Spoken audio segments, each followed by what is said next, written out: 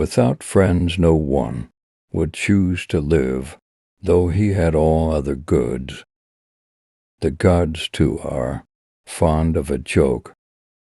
All virtue is summed up in dealing justly. There was never a genius without a tincture of madness. Character may almost be called the most effective means of persuasion. Some animals are cunning and evil-disposed as the fox, others, as the dog, are fierce, friendly, and fawning. Some are gentle and easily tame as the elephant. Some are susceptible of shame and watchful as the goose. Some are jealous and fond of ornament as the peacock. Friendship is essentially a partnership. Both oligarch and tyrant mistrust the people and therefore deprive them of their arms. The wise man does not expose himself needlessly to danger, since there are few things for which he cares sufficiently, but he is willing in great crises to give even his life, knowing that under certain conditions it is not worthwhile to live. In a democracy the poor will have more power than the rich, because there are more of them, and the will of the majority is supreme. All men by nature desire knowledge. Different men seek after happiness in different ways and by different means, and so make for themselves different modes of life and forms of government. Bashfulness is an ornament to youth, but a reproach to old age. Bring your desires down to your present means. Increase them only when your increased means permit. The least initial deviation from the truth is multiplied later 1,000-fold. He who is to be a good ruler must have first been ruled. Piety requires us to honor truth above our friends. In making a speech one must study 3 points. First, the means of producing persuasion. Second, the language. Third, the proper arrangement of the various parts of the speech.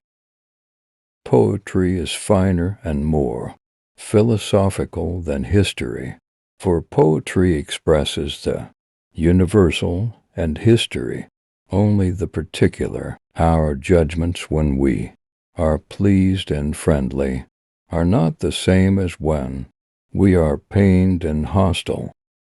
Temperance is a mean with regard to pleasures. For though we love both the truth and our friends, piety requires us to honor the truth first. Men acquire a particular quality by constantly acting in a particular way. Perfect friendship is the friendship of men who are good and alike in excellence, for these wish well alike to each other, qua good, and they are good in themselves.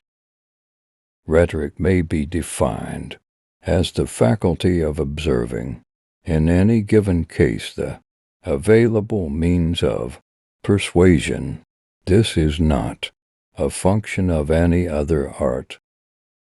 A statement is persuasive and credible either because it is directly self-evident or because it appears to be proved from other statements that are so.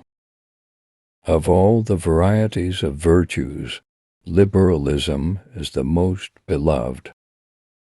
Homer has taught all other poets the art of telling lies skillfully.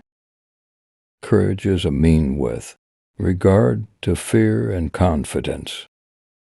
A constitution is the arrangement of magistracies in a state. The greatest virtues are those which are most useful to other persons. For as the eyes of bats are to the blaze of day, so is the reason in our soul to the things which are by nature most evident of all. Even when laws have been written down, they ought not always to remain unaltered. Men are swayed more by fear than by reverence.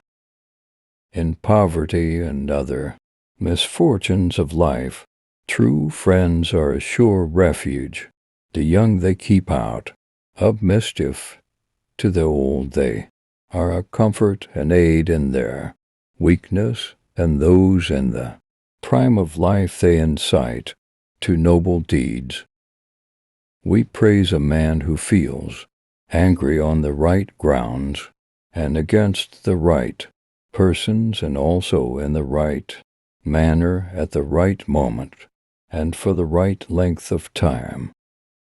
Inferiors revolt in order that they may be equal, and equals that they may be superior. Such is the state of mind which creates revolutions